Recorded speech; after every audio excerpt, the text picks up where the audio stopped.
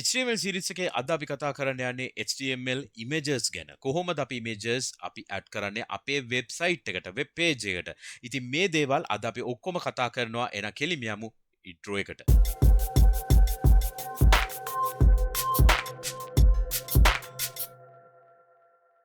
අයිබන් මගේ ෆ්‍රන්ටෙන් යාලු හැමෝටම ඔබ මේක තුල සිටින්නේ MCodes Frontend YouTube channel එකට. channel එකට අලුත් නම් subscribe කරලා MCode family එකට එකතු වෙන්න. හරි. අද අපි කතා කරන්න යන්නේ HTML images ගැන. සරලව ඇයි අපි image එක පාවිච්චි කරන්නේ? දැන් ඕගොල්ලෝ මොනවා හරි ලොකු content තියෙන මොනවා හරි article එකක් බලපුවාම ඕගොල්ලෝ ආසද ඔය article එක ඔක්කොම කියවන්න. සමහරට ඉන්ට්‍රස්ටිං ආටිකල් එකක් නම් ඔයගොල්ලෝ ඔක්කොම කියවයි. නමුත් ඉමේජ් එකක් තිබ්බොත් උඩින්ම ඒ ආටිකල් එක මොනවා සම්බන්ධවද කියලා අපිට ගොඩක් ලොකු අයිඩියා එකක් තියෙනවා. ඉමේජ් එකක් දැක්ක ගාම අර අපි ගොඩක් ටෙක්ස්ට් ලියන්න ගියා නම් පැරග්‍රාෆ් 5-6 ලියන්න ගියා නම් ඒක ඉමේජ් එකක් තිබ්බ ගාම අපි දන්නවා හරි. මේ ඉමේජ් එක තියෙනවා කියන්නේ මේ ටික තමයි ලියලා තියෙන්නේ. ඒ කියන්නේ අයිඩියා එකක් එනවා. ඒකට තමයි අපි ඉමේජස් පාවිච්චි කරන්නේ. ඒ වගේම පොඩක් ලස්සන කරන්නත් අපි ඉමේජස් පාවිච්චි කරනවා අපේ වෙබ්සයිට් වලට. හරි. එහෙනම් අපි කෙලිම ඩෙමෝ එකට යමු. කොහොමද ඉමේජ් එකක් ඇඩ් කරන්නේ? ඉමේජ් එකක් ඇඩ් කරන්නේ img කියලා අපි ටැග් එකක් පාවිච්චි කරනවා. ඒකට අපි තියෙනවා source attribute එකක් තියෙනවා. ඒ තමයි src. කොහෙද මේ image එක තියෙන්නේ කියලා. දැන් මගේ explorer window එකට ගියාම මේ තියෙන මගේ HTML page එක මගේ images ටික දැන් මේ එකම folder එකේ තමයි තියෙන්නේ. හරිද? codes කියලා folder එක ඇතුලේ මගේ තියෙනවා folders දෙකක්. එකක් images ඊළඟ HTML page එකක් තියෙනවා products කියලා. ඒක තියෙන්නේ products කියන folder එක ඇතුලේ. දැන් මම මේ code එක ලියන්නේ index.html කියන එක ඇතුලේ. ඒකේ තමයි මම ලියන්නේ image src කියලා. දැන් මගේ මෙතන images දෙකක් තියෙනවා. මම මෙන්න මේ image එක මේකද හරි මේක ගමුකෝ 2.jpg අන්න ඕක මගේ index.html එකට මම කෝල් කරනවා. කොහොමද අපි ඒක කෝල් කරන්නේ? මේකට අපි දාන්න ඕන path එක. දැන් අපි ඉන්නේ කොතනද? ඉන්නේ මේ images එන්නේ මේ එකම level එකේ. එතනම් අපි src එකේ ලියනවා imgs/2.jpg කියලා. හරිද? දැන් හිතන්න මේ image එක තිබ්බොත් මෙන්න මේ index.html තියෙන එකම folder එක ඇතුලේ නම් මෙන්න මේ images කියන එක ඕන වෙන්නේ නැහැ. මොකද 2.jpg කියන එක පේන්නම තියෙනවානේ. ඒ folder root එකේමනේ තියෙන්නේ. දැන් මේක තියෙන folder එක ඇතුලේනේ. ඒ නිසා තමයි 2.jpg කියන එක අපිට images/2.jpg දාන්න උනේ. හරි. දැන් මම මේක සේව් කරනවා. සේව් කරපුවාම ඕගොල්ලන්ට පේනවා මෙන්න මේ ලොකුවට මේක මම රීසෙට් කරන්නම්. හරි. මෙන්න මේ විදිහට ඉමේජ් එකක් පේනවා ලොකුවට. හරිද? දැන් ඒ තමයි අපේ ඉමේජ් එක පෙන්නපු විදිහ. දැන් alt text එකක් කියලා අපිට දෙන්න පුළුවන්. මම මේක අඩු කරන්නම්. හරි. alt text එක අපි දාමු sky image කියලා මොන හරි දාමුකෝ. හරි. දැන් මම මේ alt text එක පාවිච්චි කරන්නේ ඇයි? මම මේක hover කරපුවාම මුකුත් එක එන්නේ නැහැ. ඒතර මොකටද මේක එන්නේ? මේ sky image කියලා දාලා තියෙන්නේ ඇයි? හිතන්න කවදා හරි දවසක මේ image එකේ path එක වැරදිලා හරි අපිට මේ jpg එකක් තිබිලා තියෙන 2.jpg කවදා හරි මේක මැකුණා. එහෙම නැත්නම් rename වුණා. දැන් අපි තු මෙහෙම දැම්මයි කියලා මෙහෙම name එකක් නැහැනේ. මම මේක save කරපු ගාම අර sky image කියන එක මෙතන පේනවා වගේම මෙතන image එක නෑ. මේ දැක්කද මේ කොටුවක් වගේ තියෙන්නේ ඉමේජ් එකක් නැති වෙලා. ඒ කියන්නේ මෙතන වැරදි ඉමේජ් එකක් කෝල් කරලා තියෙනවා. ඕගොල්ලෝ සමහර වෙලාවට වෙබ්සයිට් බලද්දී ඕගොල්ලන්ටත් මේ වගේ අවස්ථාවල් ඕගොල්ලන්ට දැකලා ඇති. මේ වගේ කැඩිච්ච ඉමේජ් එකක් වගේ. ඒ කියන්නේ පාත් එක වැරදි. පාත් එක වැරදි හෝ ඉමේජ් එක මැකිලා. හරි. දැන් අපි මේකේ ඇත්ත ඉමේජ් එක දෙමු 2.jpg කියලා. right ඉමේජ් එක ආවා. හරි. දැන් ඉමේජ් එක ලොකුයිනේ. අපිට ඉමේජ් එක රීසයිස් කරගන්න ඕනේ. කොහොමද අපි ඉමේජ් එක රීසයිස් කරන්නේ? අපි CSS වලින් නම් width එක height එක pixels වලින් දුන්නා. නමුත් HTML වලින් අපි කොහොමද කරන්නේ? HTML වල අපිට attribute විදියට පාවිච්චි කරන්න පුළුවන්. height කියලා අපි ලියනවා.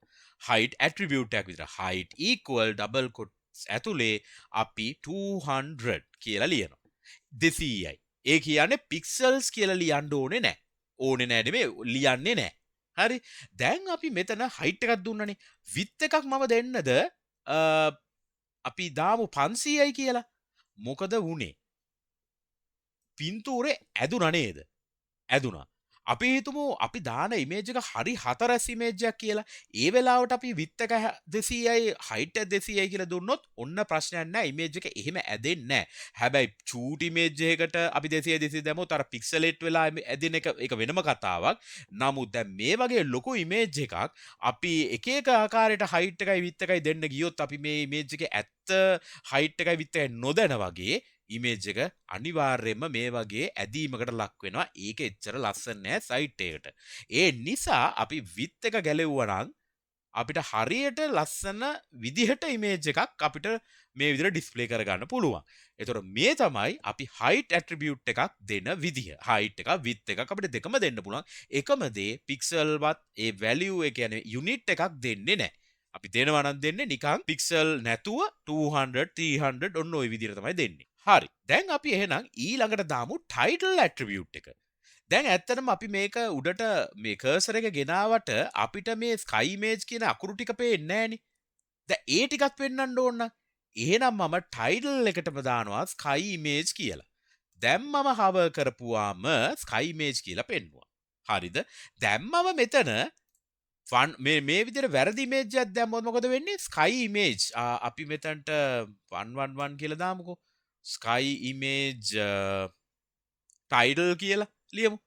හරි. දැන් මේ එන්නේ මොකද්ද? alt text එකේ නම තමයි මේකට එන්නේ. alt එකට ලියපු sky image එක.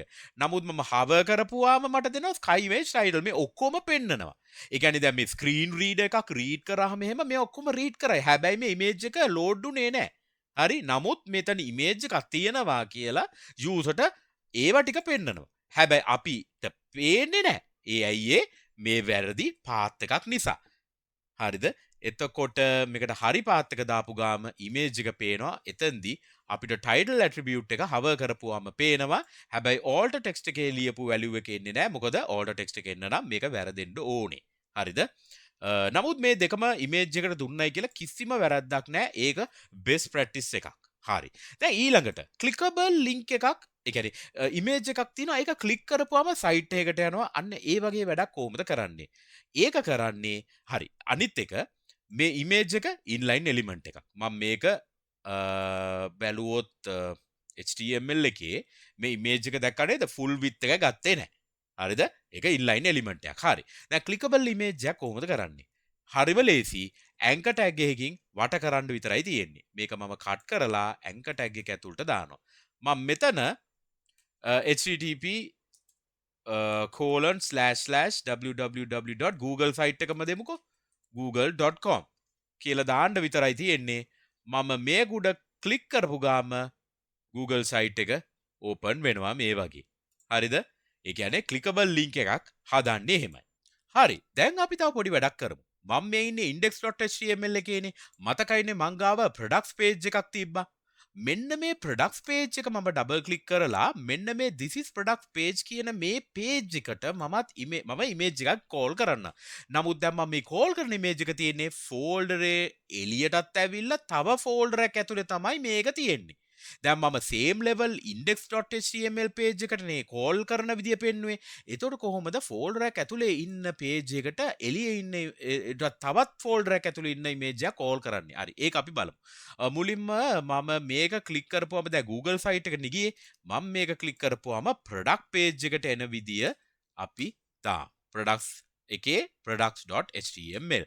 දැන් මම මේක click කරපු ගාම this is the products page කියලා පෙන්නුවා. right. දැන් මම products.html එකට යන්න. මම කොහොමද මේකට image එක call කරන්නේ? හරි. මෙහෙමයි කරන්නේ. images කියලා දාපු ගාම එන්නේ නැහැ. දැක්කද? ඉස්සෙල්ලා මම img කිව්ව ගාම ආවා. නමුත් ඒකට කරන්න ඕනේ මොකක්ද දන්නවද? dot දෙකක් දානවා.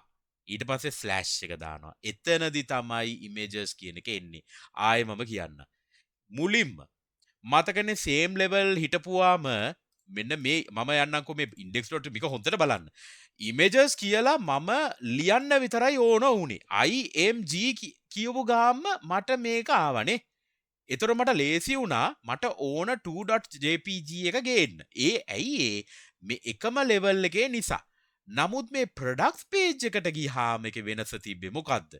ඒ products page එකේ නෑ ඒ same level එකේ. ඒ කියන්නේ products කියන ෆෝල්ඩර් එක ඇතුලේ නෑ ඉමේජ් එකක්. අන්න ඒ නිසා මට කරන්න ඕනේ මුලින්ම එකක් පස්සට යන්න. ඒ කියන්නේ බැක් කරන්න, ඒ කියන්නේ ෆෝල්ඩර් එකකින් එළියට එන්න. ඒක කියන්නේ තමයි ඩබල් ඩොට් එකක් දාන්නේ. ස්ලෑෂ් කියලා එතනදි ගන්නවා imgs කියන එක. ඊට පස්සේ fun.jpg.